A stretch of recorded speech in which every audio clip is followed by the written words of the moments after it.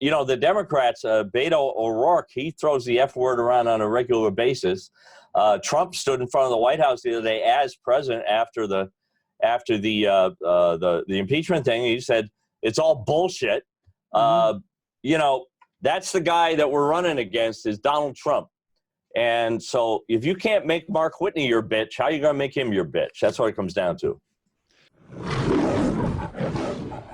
All right, welcome to a special edition, a bonus episode of Lions of Liberty. Here I am joined once again by Libertarian presidential candidate, entrepreneur, felon, Mark Whitney. Welcome back. All that and so much more, you know? Jeez. You know, Mark, since the last time we talked, you've really run a quiet campaign. You know, haven't heard much from you. I know. I'm like the most loved and most hated libertarian in America right now. And that's a good thing. You know, I felt like I had a name recognition problem, so I thought I'd call Hornberger a motherfucker, and that would take care of that. And it did. And then Florida responded by censoring my speech. So I'm like, okay, that's been a good weekend. Yeah, so just to dig in for, I mean, because you know, I was following the events, you know, reading your Facebook feed that day, and I'm still not exactly sure what happened. So is that what happened on Facebook? You called Hornberger? No, not on Facebook. I did a press interview with I think Gary Doan is his name. I've been doing a lot of interviews, but so I needed to shake things up, and so I just said, well, yeah, I called him a motherfucker, and he printed. He said, well, that'll get some clicks. I said, well, I hope the tape is on. And I had no idea that. So you know, I didn't know at the time though that everybody's such a bunch of pearl clutching, I mean, church people here. I mean, I don't know what's going on. It's like you know, the Democrats, Beto O'Rourke, he throws the F word around on a regular basis. Trump stood in front of the White House the other day as president after the impeachment thing. He said it's all bullshit. You know, that's the guy that we're running against is Donald Trump. And so if you can't make Mark Whitney your bitch, how are you going to make him your bitch? That's what it comes down to. So what did the Libertarian Party of Florida, how did they approach you? Like what? Well, they approached my campaign manager, Michael Pickens, and they threatened to not live stream the podcast, the debate, right, unless I agreed not to call Jacob bad words. And I had no plans to call him bad words. And I never challenged their right to do it. I challenged only their judgment as libertarians, because in my opinion, as libertarians, we should not be imposing our sensibilities on the end users of the debate. That's up to them to judge what the candidates do or don't do on stage. So do you have a personal problem with Jacob Hornberger, or? He's in first place. That's my problem with him. I'm just doing business. I'm just doing business. Jacob's been on his feet running his mouth as long as I have. He positions himself as a vicious litigator. I figure he can defend himself. He doesn't need people to defend him. And I want to mix this shit up. Libertarians believe that competition is good, and I am in a public speaking contest with my opponents where competition is not allowed. We're meant to pretend we all like each other. We're meant to pretend that we don't want to cut each other's throat. We're meant to pretend that we don't want to win. I mean, think about what's involved here, right? Look at Adam Kokesh. He's a good young entrepreneur. He's got himself a bus. He's been campaigning for 2 years. Everybody who is in this competition, and that's what it is, a competition. It's not a love fest. Competition. Everybody is highly motivated. Everybody's trying to find ways to separate themselves from the crowd, but we're not allowed to do that. The only tools we have in our quiver to do that are props and words, our verbal communication, our nonverbal communication. We're on stage, we're there in 3D, we drag our ass out to these things, we spend money, and then you go in and you can't be truthful. Because the belief system is that if you don't bow at all times to the authority of the delegates, then you're somehow fucking up. I say no. I don't bow to anybody, and that's how you want your first libertarian president to be, right? When the risk management industrial complex comes marching into the Oval Office, they say, Mr. President, they're all Democrats and Republicans. We want you to bomb this country. It's never bombed us. I'm like, you mother Jacobers, get the fuck out of my office. That's what I showed people in Florida, that I'll be that guy. All of my opponents bowed to authority. There was a clear choice between authority and liberty in that room, and they sat on their hands. I did see, and I haven't followed all the other candidates that closely afterwards, but I did see that Dan Behrman, Taxation is Theft, Dan Behrman, did come out and sort of softly support you, but then sort of not. Dan made the point. So this whole night was a setup. The whole thing was a setup. I set everybody up. I went in there when I knew I was going to be censored. I went in there and I put on a show. And I lost the room the minute I called them the Authoritarian Party of Florida. That was it. That was done, right? That was done. And so they didn't clap for me after my, not even a golf clap after my introduction, right? There were some boos. There were some boos. Right. And so I'm like, okay, that's how it's going to be. That's how it's going to be. So every time I stand up, I'm going to defy you. And they defied me, and then I would defy them again. They defy me. Mm-hmm. So what we had was detente. And my kid came out of there. My son was there. He says, well, now I know I didn't have any friends growing up. At least he had a sense of humor about it. Yeah, he says, you and your principles. Now I know why. Because I used to write, we used to live in Hanover, New Hampshire. The local paper used to let you write a 500-word letter to the editor once every 2 weeks. And so I wrote 26 letters a year, explaining libertarian principles and calling out Democrats and Republicans. And so my kids had to be tough. It's like a boy named Sue. It's like the old Johnny Cash song, Right. I love that song. Yeah. So after that happens in Florida, that night, or was it the next morning, you announced you were dropping out because there were death threats. Well, there were death threats to people on my team, and my family did not receive death threats directly. But my family, especially my youngest son, who's autistic, was petrified by it.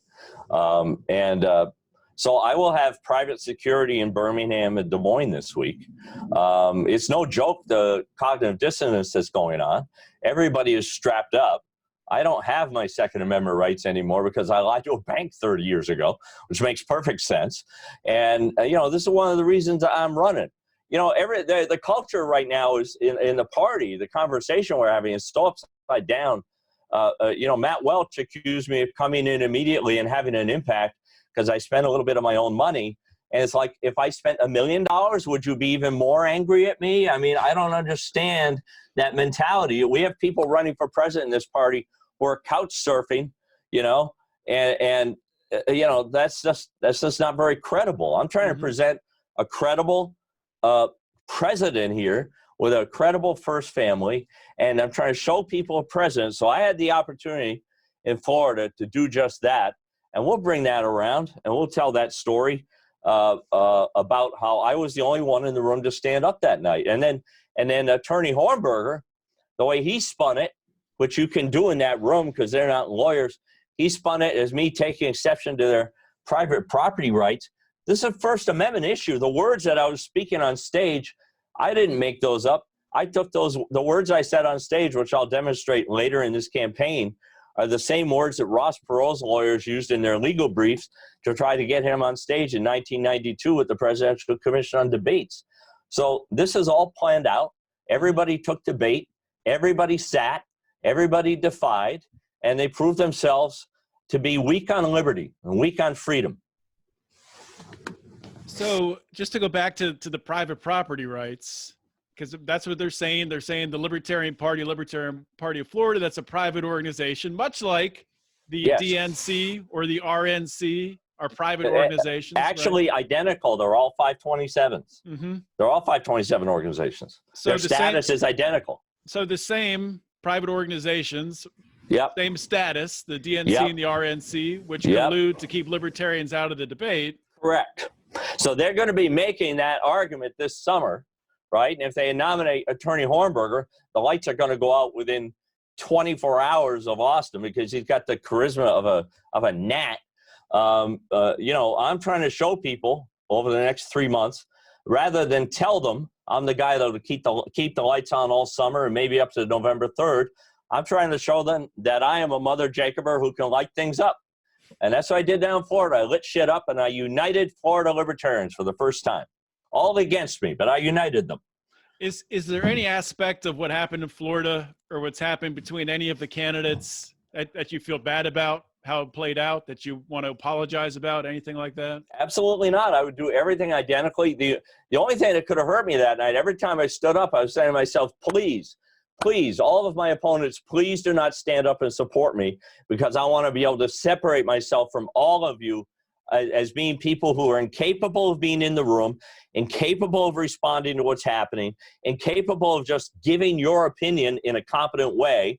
And all you do is sit there and chant about principles like a bunch of monkeys, and you're not competent to be the president. You ought to just get off the stage. So moving forward here, I think we're recording this just for people watching this or listening to it. Recording this on Wednesday night, February 26th. The video is going to be released on the 27th, the audio a little bit later. But so you have coming up, I think you're going to Mississippi, right? And then yeah, I got to go. I think I'm flying. I think I'm kind of like a package now that just gets delivered places. You know, my team calls me the answer. I'm trying to get my wife to call me the package. Boom, boom, boom. But yeah, I just kind of the talent now. Shit is blowing up so much that I'm just I think I must have drunk 1.5 gallons of water already. I'm just trying to stay hydrated, trying not to get sick. It's really intense right now. It's like I'm like a real presidential candidate right now. Libertarians just haven't figured it out, but I trust that if I show them a national campaign in progress, which is what's going on right now, I don't think they're going to shut that down. I don't think they're going to shut that down and restart it with somebody else who's less qualified to actually be president. Well, it'll be interesting. And so what types of things do you have in motion or that you're trying to get in motion for a national campaign? Oh, well, like I was telling you before you start rolling, I have two teams. I have the team that the Libertarian Party sees, right, and who are libertarians like C. Michael Pickens, been a libertarian forever, Aaron Adams, and others who have been great supporters, who have been stalwarts, Christy Kendrick, and just a bunch of people. But then I also have separately people that I've known forever, people I've known, you know, for 15 or 20 years in the entertainment business, who just believe in me as a person. And so those people are working on getting me on media that is not necessarily liberty leaning. So on the West Coast, we're focusing on right now on podcasts hosted by comedians who are also politically engaged, talking about what's going on in the real world outside the libertarian bubble. And so we're working these two tracks. And I want to show the party that I'm capable of keeping the lights on, that I'm going to light it up every day. I'm going to compete like a mother Jacober, and I'm trying to get a head start on the national campaign and show them it's easy to tell somebody something. It's another thing to do it. So I'm trying to just do it because that's what I do, man. Well, let me give you a question here. And this is, I mean, some people might call this a curveball question, but I think you can handle it. Sure I can. People might look at your campaign and be afraid that you are portraying, by the way you behaved in the past week here or so, that you're portraying the Libertarian Party as clownish or something of that nature. Right. How would you respond to those people? I think it's up to the audience to decide whether the Libertarian Party presidential nomination process is clownish. I have seen comments on places like C-SPAN, you know, and YouTube, where you put up the Libertarian Party presidential debates, and you got people debating whether it's okay for a 45-year-old man to fuck an 8-year-old. You know, people think that maybe is a little out of the mainstream, and so that doesn't help. So I today on the Whitney for President Facebook page, I've been attacked. I've had 12,000 hits from standard supporters, and the vast majority of negative comments that I receive on that page, they don't even look at me. They see the word libertarian and they go pedophiles, and they're out. They're out. They're really? out. Yes. You think people go right to pedophile when they hear the word libertarian? I can show you the comments. Wow. So there are more people that take exception to the party being associated with pedophilia than take exception to me having a criminal record, which is number 2. Yeah, so we have all the analytics on that now. So when I was on the California Executive Committee back in 2005, in the first meeting, I said, we got to throw this word out. This word is associated with too much toxicity. The mainstream media has been successful in capitalizing on situations where you have some guy. I mean, there was literally a guy in Idaho named Larry Libertarian and had like 300 fucking guns in the house, and there are helicopters circling over his head, and he's like, "You're not going to take me alive." So when that happens, the mainstream media latches onto that because they're partners with the DNC and RNC, and they, and they brand the party as associated with these people. And I can sit on Facebook all day and say, well, I am disliked by some libertarians because I'm not for those things. I was on stage with one of those people the other night, right? And I was the only one that called him out. I said, the government should regulate. The government should be in charge of setting age limits on things. We the people wrote the 4th, 5th, 6th, 7th, 8th Amendments, and that's exactly what those amendments do. They protect us from each other as adults. Why would you not also have the same protection for children? Wait, would you, just to be clear, when you say age limits on things, you're talking about age limits on, you're not talking about everything. Yeah. You're just talking about just on that topic. Yeah, I'm talking about, we're talking about, people have, some comedian friend of mine the other day, we were talking about, what do you think about a 45-year-old and a 12-year-old having sex? And he said, well, that depends which one I am. That was a very dark response, but it made me chuckle, because I'm a little dark. Well, with stuff like that, sometimes making a joke about it, that's all you can do. Yeah, exactly. So how do you turn that around?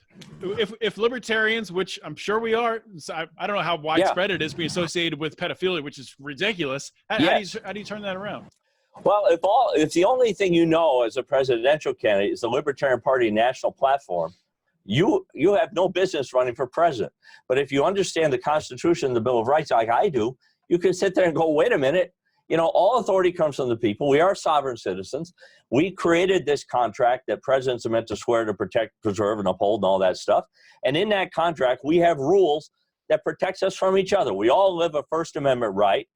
We all live a First Amendment life. That's sort of the default. And that's a wonderful life to live. And then like Dave Chappelle says, if that doesn't work out, you've got the Second Amendment, which is a good joke. Mm-hmm. But then we also have these other amendments, the 4th through 8th Amendments. That is the recipe book for taking away your First Amendment life. That's how we protect ourselves from each other. When somebody goes rogue and lies to a bank 30 years ago, that's how we regulate conduct. We're not anarchists. Anarchy is not a thing. There's no precedent for anarchy in human history that I'm aware of. I've never heard anyone cite it. Directionally, I support the idea because I want to have the least amount of government possible. Right. But I also support the idea that says you can put in a set of rules. We, the people, can create a set of rules to protect the rights that are most important to us, which is what the First Amendment does. And then the 14th Amendment, which came along in 1865 after the founders were dead. That's the amendment that makes sure no state can ever take away your gun. No state can ever take away your right to pray or not pray. No state can ever take your right to free press, your right to redress your grievances in court, to access the courts, your right to associate and speak and think and create freely. No state can do that to you. So I support the 14th Amendment. Mm-hmm. And a lot of young people think the founders were racist, and they weren't. They were kidnappers. They kidnapped people from other countries, and they brought them here, and slavery was an economic model. It wasn't racism. It was kidnapping. It was an economic model. It was horrible. But those people were all dead when the 14th Amendment was passed. And that's the version of the Constitution we live under now. That 14th Amendment version is it literally changed everything, and I would argue for the better.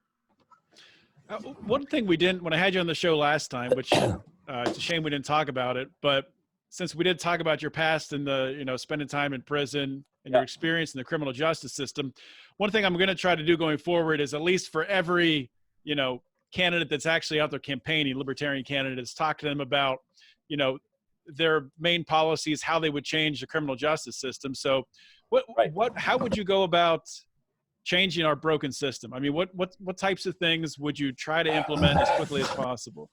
Well, there are some things I can do immediately as president. at a granular level. And as these debates go on, I'm going to start talking more about the granular Constitution, the granular United States Code. So I'll give you 2 or 3 things. There's a law, Title 18, Section 3661. And I just want to say, folks, we didn't prepare for this, okay? This is just stuff that's in my head. 18 U.S.C. 3661, that is a law that allows prosecutors to bring any evidence they want into a sentencing hearing for purposes of ratcheting up the sentence. But then on the other side, in the back of the U.S. Sentencing Guidelines Manual, which is created in the judicial branch, therefore it's a violation of separation of powers, they write a manual, and in Chapter 5H, they list all the things that are not relevant to sentencing, and among those are all the mitigating factors that defendants would normally bring in. They would normally bring in, you know, your personal background, whether you have mental health issues, physical issues, your age, whether you have kids at home, whether you're broke, whether you're rich, those things that you normally, whether you got awards because you were in the service or a war, those are the things that defense lawyers normally argue. They go, yes, Your Honor, my client lied to the bank, but look, he's got these other things going on. You should consider that. So on the one hand, there's a law that says the government can bring in anything. They can bring in double, triple, quadruple hearsay under a preponderance of the evidence standard. And then on the other hand, there's this set of guidelines that says defendants can't bring in mitigating factors. So as president, here's what I can do. I can say, you know what, you guys, I'm not going to sign this budget until that shit is leveled up, until you repeal that stuff. I'm not going to sign this budget until you reform the bankruptcy code to make student loans dischargeable, and that will end predatory student lending right there. So if you understand where some of the hot buttons are, you know, there's a rule, again, staying granular. Let me hold up this law book for you, right? You go to a law library, see a bunch of these books. This is the law. Everything in these books can be cited as precedent. And if you have a case on your side, you can say, this case supports me. But Federal Rule of Appellate Procedure 32.1 says that judges get to decide what opinions appear in those books. The 3 wins that I have against the Department of Justice, where I represented myself using a prison typewriter, none of those wins are published in any of these law books. They're kept secret. So, but the government gets to see everything because they're a party to every case. So they see everything judges sign. But if a defense lawyer, the defense lawyers, since I won my case, since I got my case declared unconstitutional, I've been able to find 5 published cases where defense lawyers made the exact same argument and all of their clients lost. But if they had my case, U.S. versus Whitney, the site is precedent signed by Stephen Breyer in the First Circuit at the time, they would have won their case. So that's a horrible thing. Not a lot of people know that judges get to decide what shows up in the law books. So they give me my relief, and the Justice Department gets to see all the law. The defense attorneys get to see only a small fraction. And you know, I would be so proud to have my cases published in these books, because these are the accomplishments that these are the biggest accomplishments of my life. Right. And you know, I just have them on paper. They don't exist in any electronic databases. And so that's why I started my company, was to make sure, it's called thelaw.net, was to make sure lawyers in small offices would see all the law.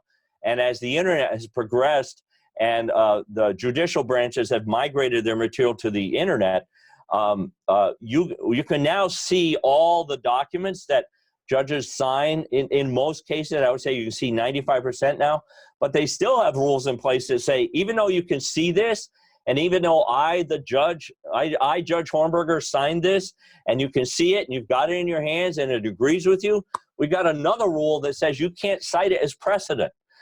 In some jurisdictions, you can cite it as persuasive.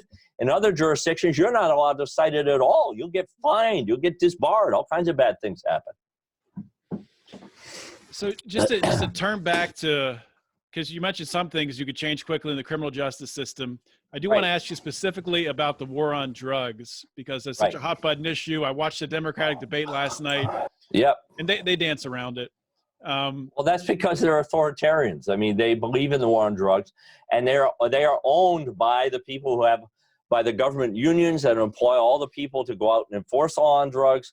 They're owned by those people. They're owned by the private prison industry. There's a lot of money being made by white people like me on the war on drugs, you know? Absolutely. So do you think I know it's more complicated to unpack it, but what would be the quickest way to end the war on drugs? Well, the president has the power of the pen, and then the president has to sign the budget, right? He has to. They need the president to sign the budget. So I'm like, we got to fix some shit here before I sign this budget.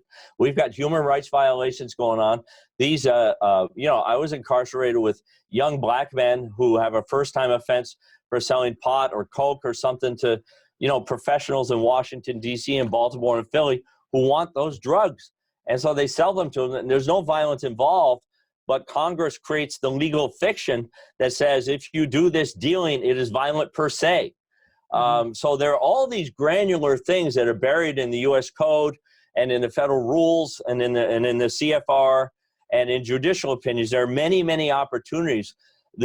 So I'm someone that just happens to know where these Achilles heels are. And there are other people like me who know that. There are people like Brian Stevenson and Michelle Alexander who have devoted their life to protecting civil liberties.